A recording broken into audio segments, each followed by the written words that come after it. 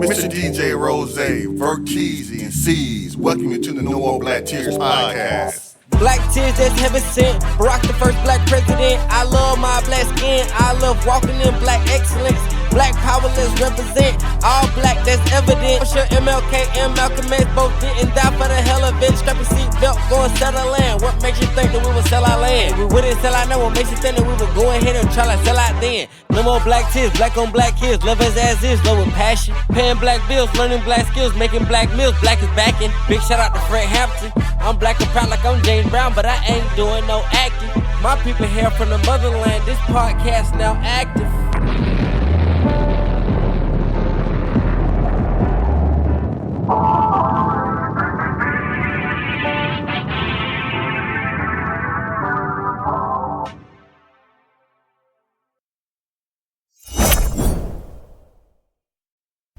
No More Black Tears Radio, No More Black Tears podcast, man. We back, man. We out of traffic. We at the next light. Mr. DJ Rose, C's and C's, man. What's going on? What's good, people? Verteezy, man. Yeah, man. Just getting ready, man. Like, excited for this episode. Been a long week. We got a guest in the building. You know what I'm saying? You want to introduce yourself? Go by Big Twin, but you call me Chucky. That's what it is. So we got Big Twin, Big Chucky in the building. You know what I'm saying? It all happened in the week. Verteezy, in it? Yeah, so this week in sports, man, you know, we've been having the WNBA preseason going on. And in a couple of days, probably next week, middle of next week, the WNBA season will start. There's a lot of amazing storylines. There's been some trades. There's been, of course, players getting drafted, as well as we have a couple players that signed in new places. C's, what's your thoughts on this WNBA season, you know, upcoming? Vegas is going to be a problem as usual. A lot of people had a lot of shit to say about her before she got signed. So, undrafted free agent, Deja Kelly, formerly of UNC, and also played at Oregon her last, I want to say her fifth or sixth year. But yeah, she's actually doing pretty well. It seems like she's a good addition. Besides that, Lexi Brown, you know, a lot of people know her from like Gil's Arena and shit. So, I mean, she signed to a new team in Seattle. We'll see how she does. And then, like, we talked about the draft. There's those players I'm still looking out for. Pow, a couple others we're looking for. But, I mean, it should be a pretty good season. I think it's starting to get the views up. It should be a pretty fair season for them. Yeah, man. It's four players I'm going to talk about. First one, Cheyenne Shellers. She got released by the Valkyrie. That's a new team in the league. Shout out to you coming to the whole team in Atlanta. I'm happy you got picked up. You had a good college career. Paige Burkers. I can't wait to see what she does this year because of the hype around Caitlin. I think she's actually a better player than Caitlin, but we'll see this year. Angel Reese. Did you just get a layup, man? Can you make shots around the basket? Can you get a layup? Yeah, because you missed. They said she's not gonna be busy anymore, so she should be able to. She got a lot of rebounds because she kept missing a lot of bunnies, man. Yeah, so she get a layup instead of being laid up. Yes, instead of being like LMA booed up. Ooh. And lastly, but I ain't gonna lie, man, that second half of the season by Caitlin was so impressive. I just wonder what Caitlin got for these bitches, dog, bro. Because them bitches was talking bad on that bitch name last year. And that second half, she was coming for them hoes, though, to the point where you had Diana Taurasi seen some of the hoes trying to hug her at half court after the game. So I say, yeah, you one of us now? Nah, man. Nah. Hey, Caitlin, go in on these bitches this year. Man, it's only about one team, the Atlanta Dream, man. That's all it's about, man. Pow, and we go see what's going on with the Atlanta Dream. We going to a game, No More Black Tears podcast. We'll be at one of the games, a few games probably this year. And it's all about one white bitch. It's all about one white bitch. That's all it's about. She already hit the. I don't know. Can we afford the tickets to go to that game though? Oh no! Are you talking about Paige Bumpers? That's the white girl you talking about? No, I mean it's all about one white. Paige White? Oh, I didn't know. Yes, white. It's all about one white bitch. Yeah. Yeah. Any thoughts over there, Chucky? No, not really. Because honestly, y'all pretty much feel that in. Y'all definitely feel that in. I really know that a lot of people did talk about Caitlin a lot. I ain't gonna hold it. She kind of is like a female Curry. She kind of step in on second, you know. So Yeah, man. So the WNBA draft was a couple weeks ago, man. We got the NBA draft lottery coming this Monday, man. Everybody's wondering where Cooper Flag is going to go. Now, these are the teams in the lottery. I'm going to list them from the teams with the best chance to get them to the worst chance. We got Utah. We got Washington. We got Charlotte. We got New Orleans. Philly. We got Brooklyn. We got Toronto. We got the Spurs. We got the Rockets. Then we got the Blazers, Dallas, and then right at number 12, we got the Bulls, and then the Hawks rounded out right at number 13 from a pick we got from Sacramento. C's. Where do you think he will go, and where do you want to see Cooper Flag go? Where I want to see him go, Spurs. It's not gonna happen though. I would like to see him actually develop as a great player. The Spurs, even though shout out to Pop, Greg Popovich stepping into a new role, but great retirement, great career. But I don't see it happening. I think Charlotte has sucked so bad. They've done things, but I feel like with Cooper Flag, it would take them to the next level. They've proven that they can make a decent run in the East. I'm not saying they're making it to the playoffs. They can literally be a 7 team, on the Eastern Conference. And then New Orleans. It's a toss-up between DC and New Orleans. I can see either of those teams going after him. I don't see Utah being able to get him. They'll try. I don't think they'll be able to get him. Where I want them to see him go is the Hawks. Where most likely he's gonna go to is he gonna stay in North Carolina. He gonna probably go to the Hornets. I think that's probably where he's going to end up at. I can see him being in the Hornets playing with LaMelo and some of the other young guys they got. I think they might have a nice little squad to compete with the Orlando Magic and the Detroit Pistons and the likes of those guys, the bottoms of the closet in the Eastern Conference. Yeah, man. I agree with you, Rose. I would love for him to go to the Hawks, man. Him playing with Trey, Rickershaw, who finished I don't think they announced Rookie of the Year yet, but he's going to probably finish top 2. And Dyson Daniels, who finished top 2 in Defense Player of the Year and also won Most Improved Player. I feel like he can add to our young core, but he's going to go where all white people go in America. He's going to go to Utah. He's going to be a Jazz, and he's going to fit in with the white fans out there, man.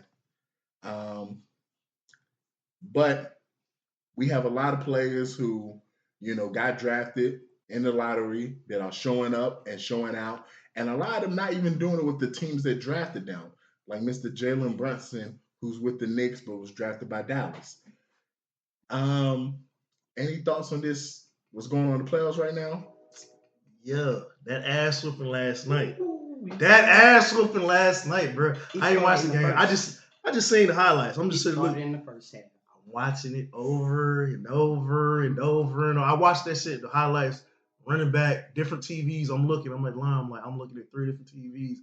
I'm looking at this shit running back. I'm just like, yo. And then there's the other unfortunate thing. Curry is out for a week. Yeah. I told you last week. I don't trust Jimmy. Curry's gonna have to come back, and then Jimmy will show up in Game 6 or Game 7. That's how it goes. I'm not. Jermon's playing well. Surprisingly, not even surprisingly. He's a dog. He's playing well, but that shit is just out. And I said it. Hey, second round's the better round. That's when the shit start popping up. I don't like first round. It's to me the best time to watch is second round. Yeah, the playoffs. I mean, the season starts when the playoffs start. So I can't say the second round. It starts when they play in, and they got new play-in now.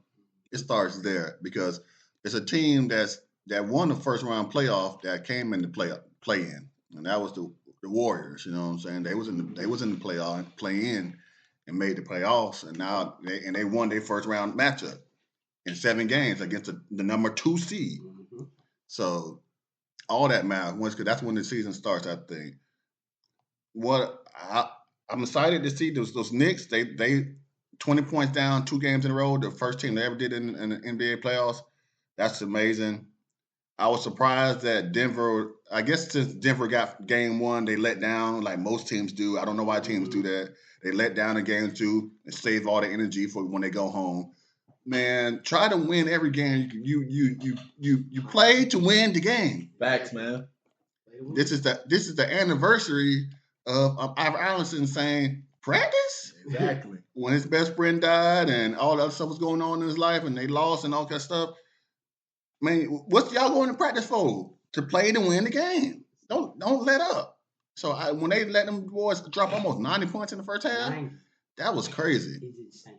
Yeah. So, but Big Chuck, what you got for it? Honestly, I kind of seen that coming, especially with the Nuggets. I mean, they're a good team, but honestly, there's just a lot of work they got to do. When you got people drafting from different teams, and now they got to get kind of like coping with what his name is, Luka. I mean, not Luka. Joker. It's Joker. Yeah, I didn't say his name wrong, but yeah. Yeah, the Joker. Because he was looking a little sad last night. Yeah, I bet he was. Flopping up and down the court. And every last person he could come across. Yeah, man. For me, I look at this round of the playoffs right now, man, and what New York is doing to me is exciting, man. They was built for this team. When they made that trade to get Mikal Bridges and they made that trade to get Karl-Anthony Towns, it reminds me of how the T-Wolves was built to face the Nuggets last year. This team that they have right now was built to go against this team, the Celtics, because they got all that perimeter defense so they can have all the people to throw at Jaylen Brown and Jason Tatum. They got a big man that can stay on the floor and stretch the floor and Karl-Anthony Towns. Somebody can match it with Porzingis. And to me, the difference in this series is between two players right now. It's Jalen Brunson, his ability to close in the fourth quarter, and it's Mikal Bridges. Like, bruh, he literally snatched the ball out of Jaylen Brown's hand in game 1 at the end of the game and then blocked the shit out of Jason Tatum at the end of game 2, man. Like, hey, I'm excited to see how the series goes. Right now, I think the Knicks can win the series, and if they win this series, I feel very confident about them getting to the finals, and we'll see what happens in the West. I feel like the series to watch in the West is that OKC Nuggets series, but we'll see what happens, with Steph Curry's injury and, with Ant-Man continuing to try to prove that he's the next, face of the league. He said he is the face of the league, according to him. So, yeah. Now, somebody who I can't say he was one of the faces of this franchise, but he had been with this franchise for such a long time that if you're a fan of the Ravens, you know Justin Tucker. Like, Justin Tucker won the Super Bowl with the Ravens, was named All-Pro like 5 different times. To be honest, like in many people's eyes, man, he was considered the best, kicker in the league. And he made the 2010s All-Decade team. That just shows you how good he is. Like, he's one of the few kickers you could say probably should make the NFL Hall of Fame. But the Ravens drafted a kicker, I think, in the 5th round this past draft. And they cut Justin Tucker a couple days ago amid all these sexual allegations from these massage parlors. It's 6 women who came out. Yeah, man. I mean, it's crazy, man. It just shows you got to be careful what you do, man. Like, Deshaun Watson taught us you can't just go in these massage parlors and get happy endings, I guess. I thought that's what you were supposed to do, man. I thought when you go in there and you paid your little $60 or whatever, I thought it was okay if they play with your dick. But I guess now, these Asian women or these white women, I guess some of these are white women that's making these accusations, they ain't cool with that shit. I paid you the $60. Now you know I got $1 million, and now you trying to extort me for more money, man. I don't feel sorry for them in the massage parlors, man. I'd have had many happy endings in the massage parlor, man. I thought that's what you're supposed to do, man. So, yeah, I ain't got nothing to say about it. Yeah, I know one person, what I'm saying, he is the face of C2C's fantasy team when he used to play. Fucked it up for me. So, 3 years in a row, my kicker came in clutch motherfucker. That's why I thought white privilege would have got him out, but I guess not. Yeah, man. So, hey, man, I hope it all works out for him, because it all worked out for Deshaun Watson, because he got out of it and signed for $230 million guaranteed. So somebody go pick him up. But the thing about it is, like, he sucked last year. And it was like, what's wrong with him? And then all of a sudden, all these allegations coming out. So I guess he already knew about the allegations, and so his foot was kind of shaking. So he was already nervous about the allegations. So on top of missing all the field goals, that's probably why he was missing them all, man. And shout out to the Ravens, man. Shout out to Lamar, you know what I'm saying? The real MVP. Oh, this is good. This is gonna go to the next topic too. But I'm saying, when I'm telling you these teams, you can be as good as you want to be, good as you are. That will drop your ass. That background shit matters now, even more so. Like that shit matters. Like, so whatever you got going on in the background, off field, and in the locker room, that's just going to follow you. You consider it a liability. So, I mean, like, it's definitely following. I mean, hey, I think he'll be, even if he retires, he'll Hall of Famer, but I think he'll be back in the league eventually. Yeah, man. So talking about liabilities, George Pickens, who, y'all was talking about fantasy, he was my fantasy, a lot of my fantasy teams last year. He got traded from the Pittsburgh Steelers to the Dallas Cowboys, and the Steelers got a 3rd-round pick for 2026 and a 5th-round pick for 2027, but they did have to send a 6th-round pick for 2027. And I think what you said about liability is a great point, because to me, when they made that trade for DK Metcalf, I thought that was a brilliant trade. You got two, to me, I look at George Pickens as the number 1 receiver in this league. That's 2 legit number 1 receivers, but unfortunately, there was just so many issues on the field and on the sidelines of George Pickens, man. He really had that young nigga energy. He was crashing out. Like, there was a pick that was thrown, and he literally dropped the nigga on his head, bro. Like, and I guess Mike Tomlin and Steelers felt like enough was enough.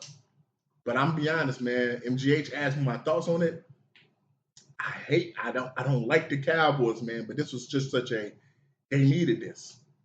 Because as somebody who has CeeDee Lamb in fantasy, as somebody who had to watch his games because I was invested in him and I picked that nigga a lot of prize picks, it was tough watching him being the only offensive threat for that team. And I think Dak is a top 10, top 12 quarterback. So you're telling me Dak is going to have CeeDee Lamb, who I think is easily a top 5 receiver, George Pickens, who I think is a top 12 receiver, and definitely from a talent perspective, he's a top 5 receiver, just talent-wise. Yes. Yo, all they need is a running game. But just them 2 receivers alone, that pass attack should be top 5 this year, man. Because George Pickens, you can love him, you can hate him, you can like him. There were some plays he made, and me and Rose watched some of those games for the Steelers. There were some plays he made, especially when goddamn Russell Wilson was throwing that ball deep. Not too many receivers can make those plays, man. He's a talent, man. They just got to find a way to curtail some of the other bullshit. Fucking purgatory. The Cowboys. It's the fucking Cowboys. That's fucking purgatory for your fucking career. They can make the fucking playoffs, but is it gonna fucking matter? Is it gonna fucking matter? It's fucking Dallas. The biggest problem with the Cowboys is Jerry fucking Jones and the coaches. So I mean, I hate it had to be him. And honestly, I don't think this was Tomlin. I think this is upper management, because I'm literally I think Tomlin's at the point in his career, and I don't think he's got full control of his team, man. I literally think he's got the Hines family and the presidents on his back about shit, and I don't think he's running the team like he actually wants to run it. It just seems like, because it's like I'm literally questioning the GM though. That's the thing, and I'm like, I'm literally questioning as a fan and as just an NFL fan, like teams like, what the fuck are the Steelers doing? Like they make great pickups, and then turn around and you're like, make a trade or do some other shit. You're like, what the fuck is going on? I think they did a good job, because the Steelers has always let go of their wide receivers right before they crash out. And I think it was AB. Yeah, it was that. Doggone the guy that played for the Bears last year. Oh yeah, Deontay, not Deontay Hims, Johnson. Yeah, Deontay Johnson, and the guy. They traded Santonio Holmes to the Jets. Emmanuel Sanders. Now that one didn't work out because he won the Super Bowl with the Broncos. Yeah, but it's not. It was the guy. He played for. I want to say, was it Notre Dame or in college? Yeah, I know you're talking about. Yeah, and he was supposed to be good, and he never showed up. He never did what he was supposed to do, and he didn't do shit with the Bears. Yeah, so it's like, so they always do that. And also, I think Now I kind of really think Aaron Rodgers might be coming to town. 'Cause Aaron Rodgers probably said, "I'm not playing with that guy." So, Aaron Rodgers might still be coming to y'all. You know what I'm saying? We never know. Yeah, we'll see. We'll see. But I mean, that's a good point though. That foresight. Maybe we don't give them enough credit to where there's like, well, I said liability. When motherfuckers just like, we're done with you. We're tired of your bullshit. You gotta go. You got great numbers. You did great things with the Steelers, but your time's up. So I mean, they probably had pretty good foresight looking at AB and a couple of those other people you named. So hey, but I still stand by it, man. Dallas, to me, He gonna shine in Dallas. He gonna shine like a star. you get numbers, but it's fucking Dallas, man. You get numbers, and then you immortalize. You will live forever. But why you think all them old Dallas Cowboys players be cooning for goddamn Jerry Jones? Bro, he gonna make sure they straight, man. So, hey, man, hey, I know it's a lot of Steelers fans that had tears. There's some that didn't have no tears, because they was happy to get rid of George Pickens. Moving on to TNT, y'all. Dynamite. Boom. So, over the weekend, Jim Dent, from Augusta, Georgia, legendary golfer, man, broke a lot of barriers for black people in the world of golf. Passed away at the age of 85, man. C's, what's your thoughts? It's unfortunate that you hear about a lot of legends in a lot of different sports and areas. Like just last year, I found out about the Kentucky Derby and the whole like how many black jockeys there were, and then like finding out about like tennis and golf and all these different sports. So I mean, it's unfortunate that you find out about people when they pass away, but we are getting that history out and known. So I mean, shout out to him. It's like to go from a caddy to a player is a feat in itself, and then actually, going on to a club like Augusta National. So I mean, like he's had broke a lot of barriers, did a lot of things, and then it's like he did this all in Augusta. So I mean, shout out to that. Yeah, C sent it to the group chat over the weekend, and I feel like sometimes we look at certain things like, well, what did they do? And it's almost unfair, like with someone like Obama. Like, what did Obama do? Man, being the first person to do anything is already hard. So just him being accepted in the club and not even knowing all the battles he fought to even get to that point, the fact that he got 12 PGA Tour wins, the fact that he was able to even golf on the PGA Tour should tells you like that's a lot that he had to just go through just to do that. I saw that he went to Payne College. I thought that was dope, man, because you know what Payne College means in the Augusta community and the CSRA, man. So definitely, man, a lot of black people that do golf, a lot of minorities that do golf, he did pave the way for people like Tiger Woods to basically make it easier for them when they finally came up to do the things they did, because people saw that, they do have people that did represent them. So I got big tears. Yeah, I got tears too. Because when I seen the article that he passed away right after the Masters, and he was at the Masters this year too. So it's like that's dope. They had a celebration for him and everything. So it's like I guess it was his time. It's like, yeah, I done lived my life. So he went on to the glory. But for him to be a caddy, starting as a caddy in the Augusta National at the Masters, and then becoming a player to play at the Masters, and becoming a lifetime member at Augusta National, which is very hard to become a member in. Man, shout out to him and his family, man. Hope his legacy lives on forever. For sure. And speaking of legacy, he got 7 kids. So talking about legacies, man. Man, for those who know about Motown music, man, legendary artist, and I have to make sure I emphasize this, songwriter, because a lot of groups, a lot of female groups, female artists and male artists, y'all just don't understand that this man's pen was that amazing. Smokey Robinson has been accused of sexual assault during the times, I want to say between 2004, maybe 2006, by like a couple of his housekeepers. It was implicated that his wife was part of it too. And I just got tears, man, because if a light-skinned nigga with green eyes that can sing, is getting accused of sexual assault. It ain't safe for nobody out here, bro. It ain't safe for no nigga, bro. That's first of all. Second of all, man, this stuff goes on people's legacies, man. Like when the younger generation start Googling Smokey Robinson, it's gonna be a part. Like when you go to Bill Cosby page, they talk about all them hoes that accused him of raping them and taking the pudding or whatever. Like that's what's gonna happen here. It's gonna be a lot of bitches like Googling Smokey Robinson and be like, yo, like if I was an artist in that time period, man, Smokey Robinson was getting bitches. It's just sad. It is because this is a light skinned nigga with green eyes. That makes a difference, niggas. You know, eyes of a white man, niggas still niggas. But hey man, Smokey Robinson, man, for those who actually can appreciate Motown Records and what it meant to the black community, like, yo, we need to be paying respects to what this man has done for R&B and soul music, because not just his own music, which he got hit songs.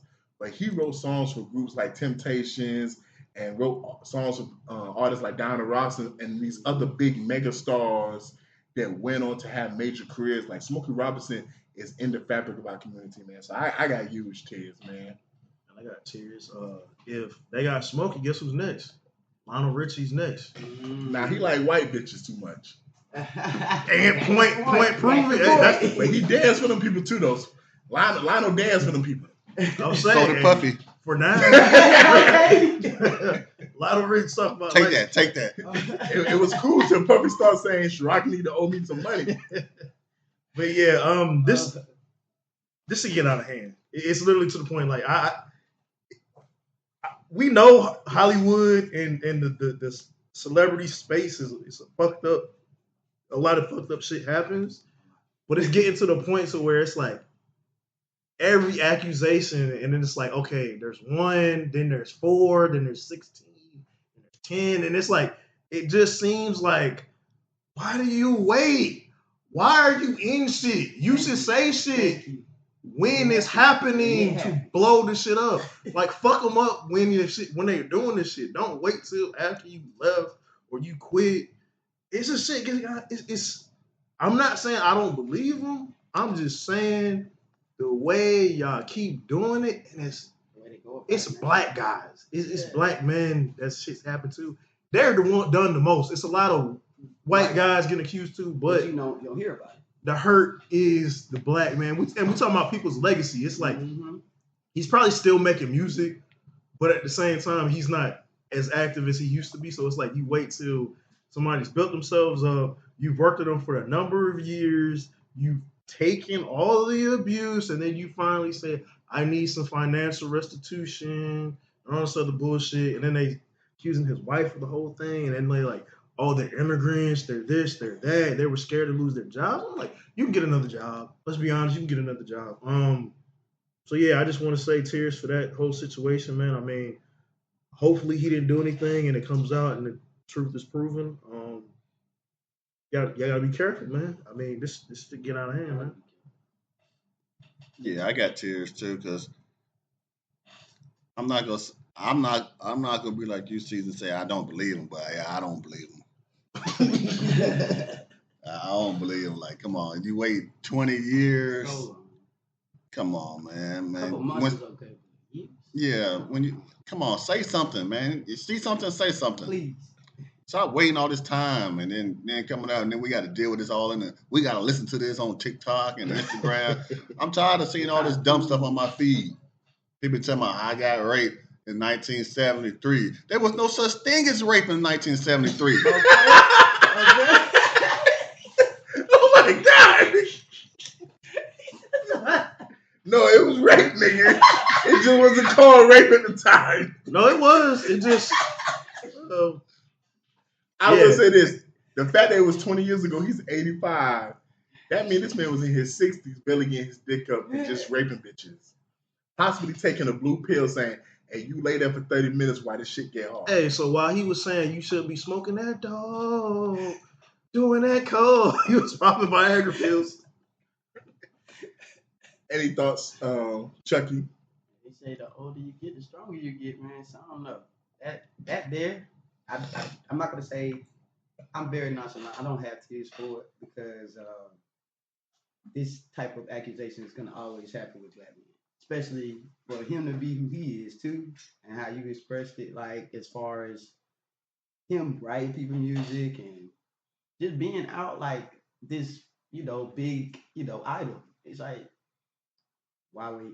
I'm not believing that. I'm a female. I don't believe stuff like that because again, when it happened, like you say, just say something. Don't be scared. See some, say some, man. You know what I'm saying? So somebody who decided to, let people know and say something. There was this man who was doing Uber Eats, and he wanted to report to everyone, hey man, you can make money using Uber Eats. He said that he made $64,000 before taxes, and then he broke down the cost of gas and how much he had to pay in taxes. And I want to say he still netted over 40,000, if I'm correct, Rose. Yeah. Which, hey, that's pretty, especially in let's say in a city like Augusta, Georgia, CSRA, where the average salary is 35. Like to do Uber Eats and make 40K, man, that was very impressive, man. Now he did say he do got to work. He do work a lot of hours, and he actually out there grinding. C's, what's your thoughts on the fact that this man was able to make 64K before taxes and without all the deductions to gas and the wear and tear on his car? I ain't got no tears, man. I'm not mad at him. I'm not happy. I mean, I ain't gonna say I'm not happy for him, but I mean, hey, this is one of the ways you can get it. It's like, hey, you want to hustle? It's like there's only people driving for Amazon Flex drivers. People starting up their own business to deliver, like buying a box truck and delivering for Amazon. There's a lot of ways you can do it. You're a contract worker. You're a 1099 worker. So, I mean, I do appreciate the fact that he actually said, hey, I got to do X, Y, and Z. That's the only thing I ask for with all this bullshit people put on the internet. Like, no, I'm not even supposed to say bullshit, but the stuff people put on the internet, they tell you what you got to do. It's like, yo, I got to work 12 hours. I got to drive for 12 hours, and I might have to switch to Uber Eats because it's not paying as much as DoorDash. And then also, what's the Instacart? I might have to do Instacart too. So, I mean, it's a lot of ways to get money. You don't have to work a 9 to 5. You can grind. And it's just like, hey, I will say this. This is the only advisement I would say. He knows what he's doing with his money. A lot of people don't know their taxes. So it's like, hey, if you're going to do this, that first 2-3 years, you might actually need to get a tax professional. That's all I'm saying. So, I mean, hey, shout out to the brother, man. You grinding, man. Yeah, I ain't got no cheers for him, but I'm happy for him. He did his thing. He earning an honest hustle, and he's getting to it. You know what I'm saying? Good for him. He actually filing his taxes from doing Uber Eats. Because if it was me, I ain't filing nothing. I'm thinking you got to come see me. You got to get back in blood. You got to talk to the strippers and hoes, man. Y'all out here selling pussy. Y'all ain't filing no taxes. Okay. Like, come on now. I need all me. Hey, man, I got tears, man. Tears of joy, man. I'm happy to see a brother out here grinding and hustling because me and Kay was talking a couple weeks ago. It just seemed like a lot of niggas ain't got that grind no more to them, man. And he admitted he put a lot of work in, a lot of time in doing this and and hustling. And I've talked to people who do Uber Eats, DoorDash, or just Uber and Lyft, and they say you can make some money, but now you do got to put that time in on the streets in terms of actually driving a lot. This just shows in 2025, if you're willing to put the effort in, you should not be walking around claiming you broke. You just got to put the effort in, and you just got to realize, yo, I can't sit at home and make money. I got to actually go in these streets and make money, man. And hey, salute to him, man, because he could just be like these other niggas and like, yo, woe is me. Instead of that, he's saying, no, I'm going to go out here and get it, man. So shout out to that, man. Any thoughts, Chucky? Yeah, just like you said, definitely tears of joy because I'm one of those kind of hustlers where if I could go and get it, and of course it's a legit way to do it, I'm going to go get it. I mean, Jose, if you definitely like, you know what I'm saying, out here getting your own money, I ain't paying no taxes. I'm keeping all my money, you know what I'm saying? But IRS company, you know what I'm saying? Yeah, they got to come and get it. Doing it though, you know what I'm saying? Because not a lot of us will do that. So, you know, shout out to him for sure.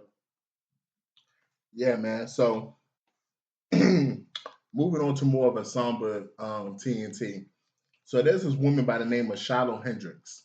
There was a video that surfaced over the weekend of her, and it became a national story as the days transpired, and even hit the Breakfast Club and other podcasts. So basically, she was at the park, and her child was playing. And I guess she claimed that a black child, an African American child, took her child's toy. So she called that child a nigger. Somebody was filming and said, "Yo, you think that's okay to call a child a nigger?"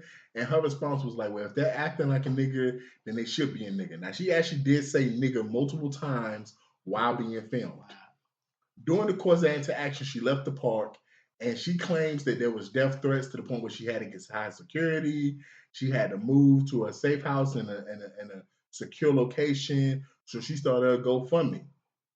Now, since that GoFundMe has started, as of yesterday, last time we checked, she had made 500,000 in the GoFundMe, man. I have huge fucking tears that we have a lot of people that are supporting somebody that think it's okay to call a 5-year-old child the N-word. Like at 5 years old, I don't know what you mean by if they're acting like a nigga that they should be called a nigga. Because I don't know what the fuck that means. Because at 5 years old, all children, regardless of age, they are just starting to realize boundaries. They are just starting to realize what's theirs and what's not theirs. Like you're going to get kids that's going to pull at the kid's hair, that's going to take stuff and that's not going to want to share. That's why parents need to be involved and teach their kids this stuff because they're a 5-year-old child. And no matter what that child did, the appropriate response from an adult, and I don't have kids, so I'm just speaking as someone who's just a grown man. The appropriate response is not for you to deal with a 5-year-old child. It's for you to try to seek out that 5-year-old child's parents and say, "Yo, this is what your child is doing. Can you tell them to stop picking on my daughter or my child and stop taking my child's stuff?" And then that parent can deal with their child accordingly, man. So huge tears, but this is just another example of we have systematic racism to the point where a lot of white people don't even fully understand that racism is okay. And when stories like this appear, the fact that people donated 500,000 to this woman, you can't tell me that racism is not thriving and alive and well in America in 2025 when I can look up a story like this.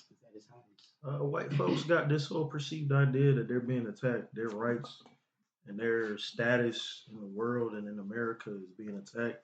So of course you're gonna have a lot of people that support this bullshit. I'm gonna be honest. Most of these death threats are people just saying shit on the internet. Like I don't think anybody's really worried about her trying to actively hurt her. There's probably one or two nut cases out there that actually will put hands on her or try to attempt some shit. But I mean, for the most part, I think this shit is a money grab. She used it. And the fact that so many people supported this bullshit, it shows you the narrative of a particular set of white America where they feel like they're being attacked. And then, of course, people bring in the Carmelo Anthony situation and all these other cases that have happened in the last year and a half or before that. So all these other different situations. So, I mean, it is unfortunate. And I piggyback off of that shit you just said, Ratizi. I'm just like, yo, it's a kid. Kids are gonna be kids. Like it don't matter if you're purple. Kids gonna be you might be a rugrat. You have one or two out the bunch that's a jerk. So it's like, don't come at the kid. Talk to the parent, man. And if the parent's not there, you might just take your kid. Like, hey, going to a different park. You know, I don't like that. Going to a different park. It's like, hey, kid, you doing something I don't like. I don't know where your parents at. This ain't right. I'm letting you know this ain't right, and I'm getting out of there. Yeah, I got tears. That situation was sad for her calling the kid out of his name or her name. It doesn't matter what the kid did. If the kid did anything, go talk to their parents. But there's no reason that should be calling them a racial word or anything like that. That's just out of line. And if something did happen to her, the parents should have been the one that went and knocked her beside her head. Something should have happened to her. That's just ridiculous, man. I got tears. Any thoughts, Chucky? Definitely got tears, major ones, because this happens a lot. And for me to be an aunt and have a lot of nieces and nephews, I don't play any of that with not even just, I mean, that word for sure, but just with people being non-parents, you taking your child to a park, stuff like that's gonna happen. Kids gonna do, like you said, kids gonna be kids. And at the end of the day, parents gotta be parents. If you're not gonna come and step in and be a parent, then leave it alone. Like you said, see, take them, go. I'm finna go somewhere. I'm finna go somewhere else, or just go home. Because at the end of the day, it's not even that deep to call a child out their name, let alone that racial slur, multiple times. And you saying that he acted like one, or she was acting like one. It don't matter. You basically call him a monkey. Like that's not right. So that's big tears for sure. So another situation that has major racial implications. Rodney Hinton, who he made headlines during the course of the week as the father of a son, 18 to 19-year-old young man who was killed by police officers in Houston. He was shot in the back. Now, of course, a lot of people are debating on the fact of him, the 18-year-old and his friends was in the process of committing a crime, still in the car, and police officers confronted them, and it led to him getting shot in the back and killed. And so Rodney Hinton then the next day got in his car and ran over another police officer. It wasn't the police officer that killed his son, but it was a police officer from that department. So during his initial hearing, where he was, when they said we're going to hold you for 72 hours before we decide if we're going to get bond or not, that police department decided to have 30 to 40 officers there, and he stared them down. There are a lot of people that are supporting his actions. There are a lot of people that are condemning his actions, man. C's, what's your thoughts on this situation, that's going on? All right. So y'all gotta stop picking and choosing what you want to put out there. If you don't put shit out, put out the whole story. If you don't have the facts, come back and correct the shit that you said. That's why the fuck they have an edit button on Twitter. You can repost TikToks. You can re-edit the shit. You can literally stitch a new video to the video you originally fucking posted. So don't tell me, oh, well, the shit was already out there. Nobody's trying to hear that shit. So, and then people taking the situation, what they hear, and then running 3 miles with that shit. So, I mean, I understand from the standpoint of he lost a kid, he lost his son, and he's trying to get back. Because the way y'all made it seem on the internet, it made it seem like, oh, he went after the cop that killed his son. I'm like, that's what most people would do, regardless of race. Most people would do that. And then it comes to find out that he just ran into a cop off the side of the highway. That's what makes the shit. So it's like, of course the police are going to show up at the courthouse and stare you down. It was like, oh, all those black officers are coons and this and that. It's like, how the fuck are they coons when the father ain't just lose his son? He just threw his fucking life away, and the rest of the family's got to deal with the bullshit because of the decision he made, because something he felt like he needed to do. So people want to say, like, I kept saying the same words, temporary insanity. Nigga, you ain't insane, nigga. You just wanted to get back at the first person you saw. And it's like, I thought it was going to be on some, what's that movie with Gerard Butler and Jamie Foxx? Law Abiding Citizen. Law Abiding Citizen. I thought it was going to be some shit like that. You line the shit up.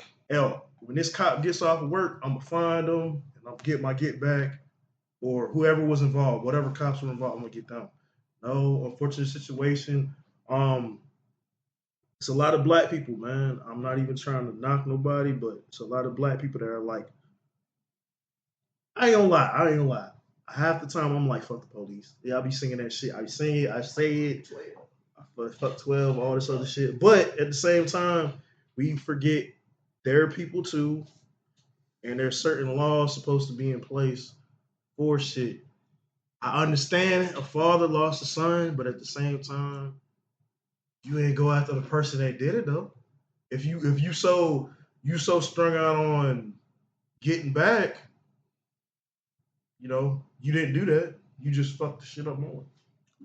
What's your thoughts, Chucky? Definitely that situation, like she was saying. I honestly thought that it was again the officer that killed his son, but for him to go and do just what he said about going and killing a random cop, I mean, you didn't do it the right way. Granted, you got a little bit, respect behind it because you went to do something because your son was killed behind, blue, but it really is not going to make anything better. The mother, if she's still living, lost her son as well. He threw his life away because his son got his life taken. I mean, it's sad, but sometimes you really got to actually sit back and think. Nothing wrong with how, where his mind was to do it, but if you wanted to do it, go after the person that actually did it.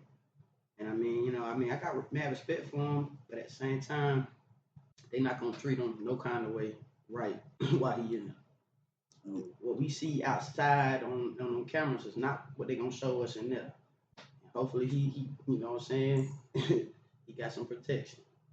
Yeah, I got cheers for the officers involved because it's the kid got shot doing the crime. I don't know the whole thing about it, or I heard he got shot in the back. Now, if he got shot in the back, he was unarmed, he wasn't doing nothing. That officer should be going through the process of being arrested and all that kind of thing. But if Vertiza asked me the question yesterday, now if it was one of mine where I have done something like that, I said I'm not about to go to jail for nothing like that. Like I'm not. Like you already lost a kid, now you're gonna lose your life too. Like that's like suicide. You playing Russian roulette. Like you ain't about to get off. Mm-hmm. So it's like, you know what I'm saying? It's just stupid to me. And people that's saying, oh yeah, that's what you're supposed to do. That's what you're supposed to do. No, that's not what you're supposed to do. They call him a hero. I don't feel like that's what you're crazy. supposed to do. Throw your life away. Nah. And especially like you might have other kids and other family members and things like that. So you're just gonna throw your life away just because of that? And forget them, bump them. Yeah. Yeah, man. I got tears, and I'm gonna say something that everybody may not agree with. I feel like a lot of people felt with what Luigi did, and I feel like this is the same thing.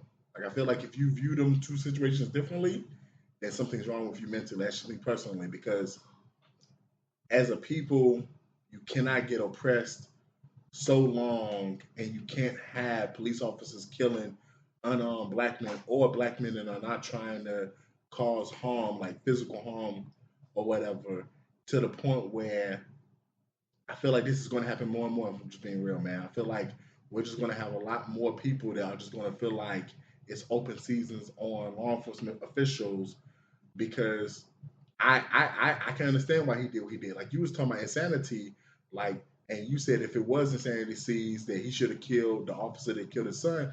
I feel like it's more insanity when you just kill a random police officer, because it's not about the officer, it's about the uniform. It's about the fact that we as black people have to worry about our safety when we leave our house, and are we going to be targeted because we're black? Like we have to worry about our kids driving cars and being in situations where there's a lot of situations where a lot of these people don't even be doing shit. And just because they fit a description, they get harmed, they get hassled. And I can't say what's in this man's head, what's in this man's heart, because I don't know how much he loved this child. Like to him, to your point, Rose, he might feel like there's no point in me living with my son not being here no more. Because everything I did in this world was just for my one son. Because I don't know how many kids he has.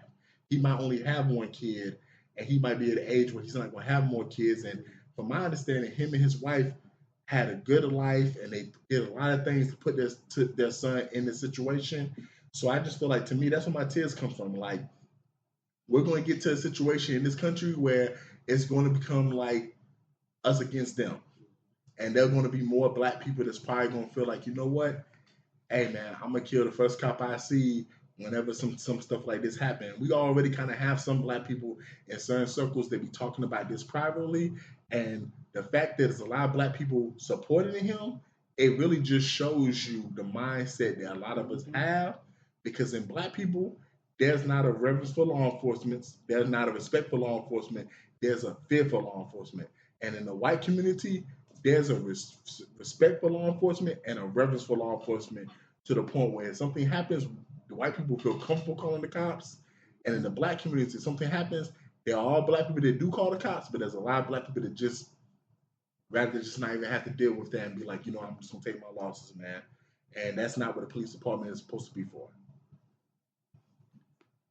I don't know what's wrong with some of this racial divide in the country. I don't know what's wrong with these hoes, y'all. I don't know. What's wrong with them? So there's this teacher out in Houston. She's out on bond with her son right now. She's 42 years old. Her son is 22.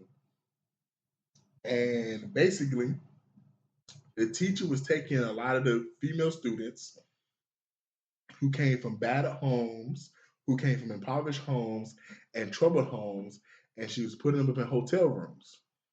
Now, what she did not tell the female students, the ages was between 15 and 17, in case anybody was wondering. What she did not tell the female students was that grown men would be coming into hotel rooms and offering them money for sex. Now, apparently, from my understanding, the mom, the teacher, she basically picked the girls, and the son, who's 22 years old, Roger McGee, the mom is Kedra Grisby, but Roger, he apparently was pimping the hoes.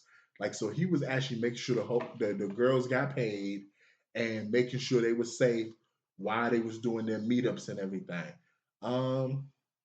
See, what's wrong with these hoes? What the fuck is wrong with them? Hey, ever since the year, I'd say like 2017 was really like the year where it really got out of hand. Yo, these human trafficking charges, y'all gonna do time.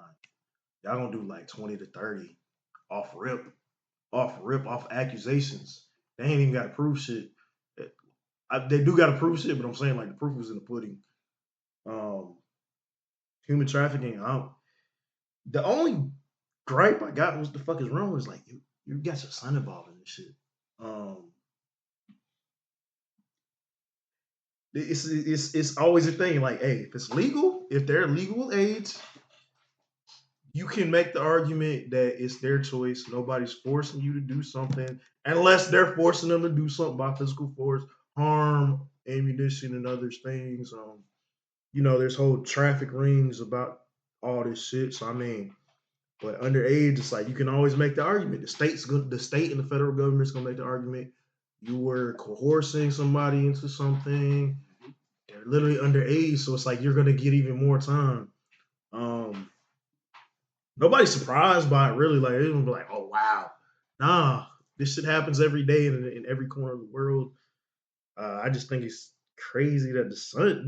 The only thing I'm tripping off of is the son is involved. So I'm like, well, damn, you just got this. You got your young, your little nigga helping you out. Like, hey son, I'm gonna show you how to do the game. I need you to keep these bitches in line. I'm thinking like some movie scene or something. So I mean, that shit crazy to me, man. Man, shout out to Pimp C, but this is not what he meant when he talking about pimping these hoes. It ain't being this. Like, I don't know what's wrong with his mama and his teacher. Like, you're supposed to be helping these kids, and you out here pimping them. And traumatizing them even more. Yeah, so it's like Pippin Kim would not be proud of you. He would condemn you. Yeah, this is not pimping. Yeah, this is not what he meant when he said pimp these hoes. No, not these children. We don't want to pimp the children, man. We just want to pimp these hoes. Hoes is range from 18 to 99. You know what I'm saying?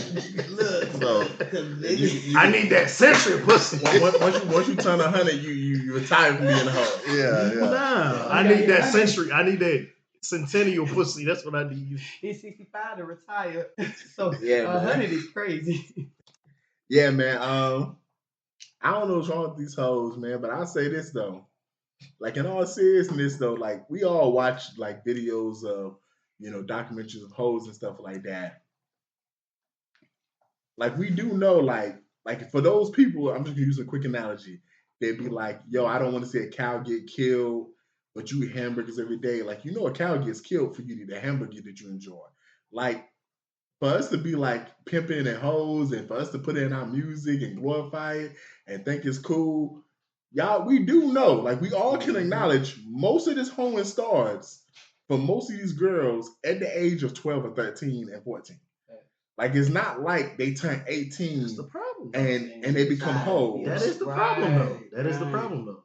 I'm just saying, like, so for like they 15 to 17, that is the age that most of them start hoeing because they have issues going on at home, and an older adult, whether man or woman, takes advantage of that situation and provides them security, family, and an idea to make money using what God gave them. Like, so I'm just saying, I just want to make sure everybody's clear. Like, that is the age that most of this stuff happens. So I know that we don't like the idea of 15, 16, 17-year-olds doing You're this. You're literally using it, exploiting the situation. But that's what pimping is. Yep. Like, we glorify pimping. Pimping is you exploiting women.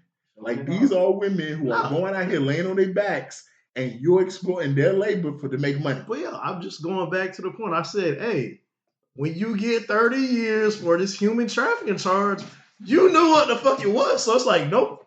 Hey. Yeah, all of it is you know what's up. And then it's like, you're a minor. That's the one. Your shit, you are going getting 50 to 45 years, 45 to 50 years when they throw minor in.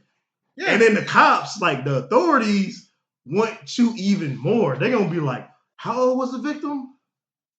Anything less than 18, they want your ass. So they will make sure. So I don't know if anybody's seen the show Deuce Deuce. That was back in the day. It was a show basically kind of like The Shy where they was talking about pimping. But in the show, there was one dude basically, for those who know the girl that played in the show Swarm and The Hate You Give, she was a hoe of a pimp. She brought a girl and the dude said, man, yo, I told you bring me some fresh meat. This bitch is like 15. And he was like, nah, she's like 14, but it's cool, daddy. And he was like, nah. So he's talking to Method Man, and Method said, bring him to me. Let's make this clear. Not all pimps, like, but this idea that pimps got morals, like, that's some Hollywood shit. They got a type. Like, if you a pimp, if you a real pimp, you not thinking, yo, she 13, and I'm not going to put her on the corner and make $500 a day on her ass. Because to be honest, in reality, I'm going to be honest, if you a real pimp, you understand the younger that your hoes is, probably the more money you're going to make from that hoe, because you know there's a lot of perverted men out there. There are niggas who got morals, but that's like saying, yo, it's not even that. A drug dealer who got morals. It's not even that. It's like some niggas there's, just like I say, we go back and forth with this. I tell you, we both say it to each other all the time. We say, the exception is not the majority. Yeah, the exception is not the rule. And people, everybody in a certain set is not a monolith. Just like black people, white people, athletes, whatever category you want to use, everybody's not a monolith. It's like, you can't say one thing. There's a lot of pimps out there that don't even want to deal with that shit. It's like, you can knock me on a trafficking charge for this bitch, these 3 bitches that I had out on the way, and I was moving them from state to state. They was like, oh, that young, that underage shit, you ain't gonna hit me. You ain't gonna hit me for that money shit. That has nothing to do with morals. I'm not even saying money. That deals with the fact of, yo, I just don't want to deal with the extra charge. Yeah, that's what I'm saying. There's a lot of people that don't want to deal with the bullshit. But that's what I'm saying. Even then, let's not make it seem like a 15, 16, 17-year-old don't know right from wrong. Like I said, we all done watch videos of these prostitutes who are in their 20s and 30s, and they told stories. Man, I started selling pussy at 14 years old. Why? Because I wanted some Jordans. That's the problem. And somebody told me this older man was giving me $200, and I got my Jordans for $150, and I spent the $50 on some food. This is why they know what they doing. This is why human trafficking is at its highest levels now. When you got somebody from fucking Asia or China get shipped to fucking San Francisco, and they don't have a choice. They don't have a fucking choice. And you got the Chinaman, as you say, like you said. I ain't talking about that shit. I'm talking about that's part of it though. That are choosing. It's all the same shit. No, I'm not talking about these hoes that are in cages and shitting in buckets and pissing in buckets. I'm talking about these hoes that are finding somebody that's in their 40s or 20s and saying, yo, I'm willing to sell this pussy to make some money. Send me some Johns. And I'll sell this pussy to them niggas and give you a cut of the money. That's what I'm talking about. I'm not talking about the motherfuckers being held against their will. It's all gonna be the same. Eventually, this shit all gonna be the same shit. That's how I feel. Nah. Rape is different than you just choosing to give your pussy up. Those are 2 different things, nigga.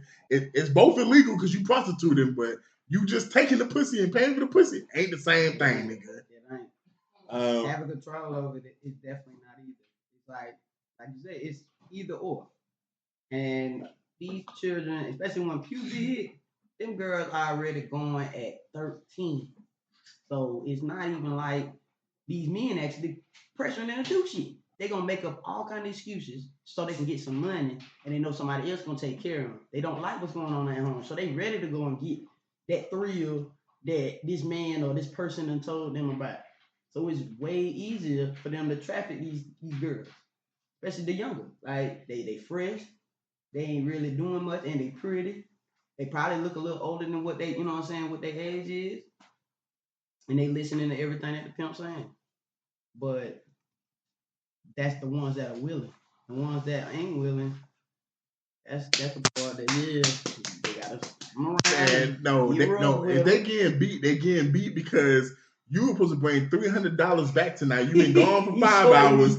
Bitch, you only got $150. Yes, I gotta slap the shit out of you, man. Bitch, where my other $250 at? Like, you owe me more money. You trying to skim from the top. So yes, don't make it seem like they slapping the shit out of these bitches because they like, Daddy, I don't want to sell this pussy tonight.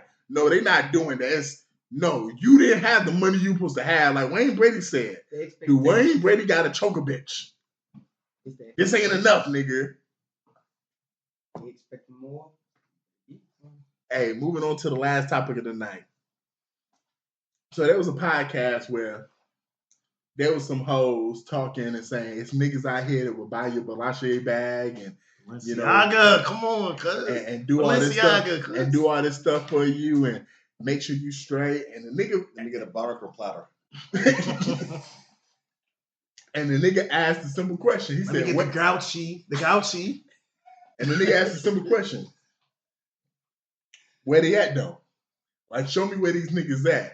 And then they just kind of started laughing and they couldn't really explain it. And in a lot of situations, you have men and women who would be like, it's women out here to do this, men out here to do this.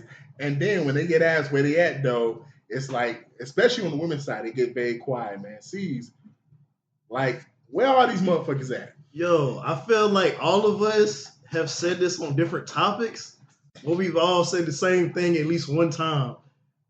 Rose said it, Vertizi said it, I've said it, and damn near I think Juice Man might have said it too. Where these niggas at? We're like, you got these niggas doing X, Y, and Z, blue, boom, boom, boom, boom. Who the fuck does that? Where they at? If you had the person that did that, you would not be claiming. You could say, hey, my boyfriend, my husband, the dude that I'm messing with does this for me. You can prove it. Even, like, you don't even hear them say, my ex did this, or, oh, there was this guy that did this. You just said, no, when you use a vague statement, that's just like me saying, like, man, I got a bitch that can pull up on me right now. She gonna have all that, whatever I need. I tell a bitch, I need $50 and a bag of weed. She gonna pull up right now. It's like saying some shit like that. You don't even use the fucking examples of, like, my ex. This person I was talking to did this X, Y, and Z. You just using explanatory shit and saying there's somebody out there that will. Well, there probably is, but it ain't. You don't fucking have them. You don't fucking know them. And then, like, it ain't just women doing this shit. It's people in general do this shit. Well, there's somebody out there that does X, Y, and Z. Yeah, that's always the fucking truth. Because you don't know everybody. You don't deal with everybody. And you don't see every fucking thing. So it's like, we just got to get back to the place where you can talk about what you've experienced. Or you can say, hey, if you've seen some shit on the internet, just say that. Like, hey, well, I seen some shit on the internet. Or I had a friend that told me that they had X, Y, and Z, blah, blah, blah going on. I'm cool with that. Everybody else will be like, fuck that. If you ain't see it yourself, it ain't bullshit. Nah, you can use hearsay. To me, I'm cool with it. If somebody says, like, hey, I got a friend that says this, and a friend that said, okay, I'm taking your word for it. It's somebody out there. That's an example. But you just saying a general fucking statement, it's a motherfucker out there that would do it. Go find them.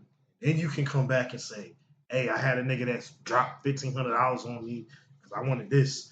and a nigga took me to Ruth Chris and and you got all these fucking bullshit expectations and shit that like the same shit we see on the internet where women are talking about niggas will do this and I need a nigga that does that. Was like, you're not getting that until you get that. Just say that's what I want. That's it. Shit.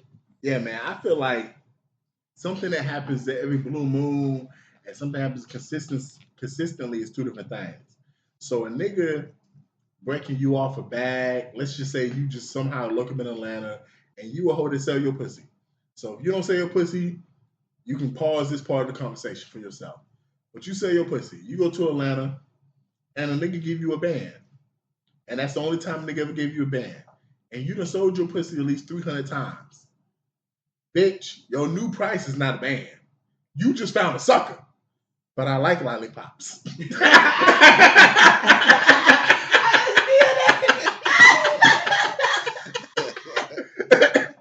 Like that's all that happened in that situation. But don't come back to Augusta thinking your new price is a band. Okay. No, you caught a lick in Atlanta. Oh, That's what it is. It's no different than these motherfuckers doing the Masters weed. You sell this weed for $25 normally. A white boy from Cali come, you like, oh man, yeah, this shit costs $100. Well, that nigga don't know no better. He from Cali, this down south, he ain't got no choice, so he gonna pay that $100 or whatever, man. So a lot of these times, if you can't produce, the people that you're saying will do that shit, and I'm gonna speak my experience. Man, most of you hoes, if you got niggas doing certain shit for you, you not finna be like, when a nigga text you, when you text a nigga, can I get $25? And a nigga be like, nah, you gotta do something for that. You not finna be like, man, I got niggas, who be sending me $50 on a regular. Guess what you gonna do? You gonna be like, okay, bet. And you gonna just block that nigga and move on to the niggas who send you the money if you got niggas who doing that. Just like niggas. Like when you see niggas that don't respond, like when a nigga like me don't respond to some of the questions you hoes have, it's because it's like, you know what? I got hoes out here willing to do more for less, man. I'm not tripping on y'all, man. I'm not finna be begging you to do X, Y, Z because I got hoes out here doing other shit. So I ain't gotta say where they at. I know where they at. They in my phone. That's the problem with you hoes. Like when we ask you where these niggas at that's buying you this Gucci and Louis Vuitton and what you said that is Balenciaga. Yeah, whatever that shit is. Damn, cuz, come on, man. Whatever that shit is. Guess what? If these niggas are out there, guess what? They in your phone. But if they're not in your phone, don't be telling me they exist because to you, that nigga's a unicorn. He's the Loch Ness Monster. He's Bigfoot. He's the abominable snowman. He's a dinosaur. Bigfoot, he don't exist. We've all seen Bigfoot. He might exist to these bitches in California that are tens and shit on Instagram, but to you, bitch, in Augusta, Georgia, the 706 CSRA, he don't exist. So don't tell me he out there because you see another bitch on social media saying, yo, a nigga paying for this. Because that bitch probably lying to you any fucking way. Right now. So stop that shit. If he not in your phone, shut the fuck up. Yeah, I'm always be lying, man. Perpetrating. Dragging it, boy. Yeah, saying, oh yeah, I got dudes that do this, and the guys are like, I got hoes to do this. They're like, where they at then? Like, man, I can get 5 hoes here right now. Okay, where they at then? I'm gonna need 300 from all of y'all though. Don't say hoes, those prostitutes. Thank you. yes. We ask for no prostitutes. We both so We want the hoes. Where the hoes at, nigga? We can go on Backpage and get some prostitutes. My bad, Rose. I had flashbacks. Yeah, so it's like where they at though? Like we say, what up though? Yeah, shout out to Detroit. What up though? Shout out to Jalen Rose. What's up, my guy? You know what I'm saying? But yeah, they don't exist. They can't, they just talk, man. People just be talking, man. They get in front of a camera phone or a microphone or a TV screen or a telephone, and they just type. Like they got Twitter fingers and they got Twitter lips. You know what I'm saying? They just talk and say stuff that don't make no sense at all. Like, prove it. Show me. I'm from the show me state, and I'm from Memphis, but you got to show me. You got to show me what. Oh, you did this, you did that, you saw this. Show me. like, especially nowadays, because everything is being recorded, everything is online. So it's like, there's no reason why you can't just show me, or you can't do or prove what you said you got or you can do. You know what I'm saying? Show me. Sure, I mean, it's that's the thing. We in this social media age. We all talk about it every damn week. Everything's fucking recorded. Everybody got a fucking line on some shit. Everybody knows every fucking thing. It's okay to say you don't fucking know. It's okay to say I want this. It's okay to say that shit. It's okay. It's fucking okay. When the hell was it not okay? Like, who gave these people or these hoes the mindset of you ain't gotta say shit? They should know. They gonna read your mind. No. The fuck? That's a topic for a whole nother day. Shit, we might have to come back for that one. Like, hey, no. This is what I want. This is what I want, and this is what we gonna do. And I just ain't gonna say it. Yeah. So, shit, man. What's wrong with these hoes, man? Hey, man, you can wish in one hand, man, and dream the other, man, and shit in the other. See who's gonna fill up first, man. All that want shit, that shit nigga out the window, man. Tell a nigga what you need. Yeah. No, you can tell me what you want, then tell me what you need, and then we might be able to meet in the middle, but most likely you go get some of what you need. Facts. But guess what? Something is more than nothing. Exactly. Yeah. And nothing is less than something. Last time I tried to do the math, man. Final thoughts, y'all? Shit. I guess hoes don't know how to do without no more. It was a time where hoes was like, well, these three motherfuckers ain't giving me what they want. I'm just gonna hold out. Fuck it. I can deal with the shits. I've been in the trenches this long. I can deal with it. But I guess bitches ain't on that shit no more. No, people ain't on that shit no more. Because they got multiple people now. You got multiple people, and it's really like, got it. They just don't want to say that because they got that one favorite person. They can't, like Rose said, you can't get from that one. All is lost. They're not gonna say nothing to All them. is They done blocked them. They done, you know what I'm saying, ignored them because they thought that they were finna get it from this person. Man, look, I don't care about none of that because look, you should have hit me up when you needed it. Yeah, I mean, and then simple. And again, shout out to Pop, man. Great. Hey, if I could be a coach, he top 3 for me. Greg Popovich. That's top 3. Great career. Shout out to you, man. And then, hey, man, as we always say, man, be real. Yeah, so my final thoughts of the day, you know what I'm saying? Shout out to North Memphis, you know what I'm saying? Shout out to South Memphis. Rest in peace, Dolph.